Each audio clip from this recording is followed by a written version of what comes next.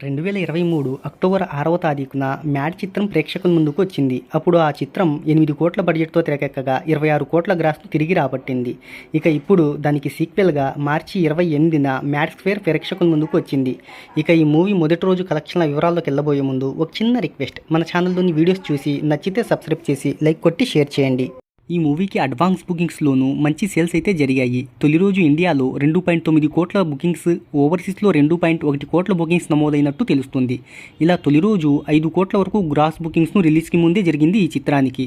ఇక వరల్డ్ వైడ్గా 21 కోట్ల ప్రీ రిలీజ్ బిజినెస్ జరగగా 22 కోట్ల బ్రేక్ ఈవెన్ టార్గెట్తో ప్రేక్షకుల ముందుకు వచ్చింది ఈ చిత్రం. ఇక ఈ మూవీని తెలుగు రాష్ట్రాల్లో 450 థియేటర్లలో రిలీజ్ చేయగా వరల్డ్ వైడ్గా 650 థియేటర్స్లో రిలీజ్ చేశారు. ఇక ఈ చిత్రానికి మంచి టాక్ రావడంతో మంచి కలెక్షన్లను రాబట్టవచ్చని ట్రేడ్ భావిస్తుంది.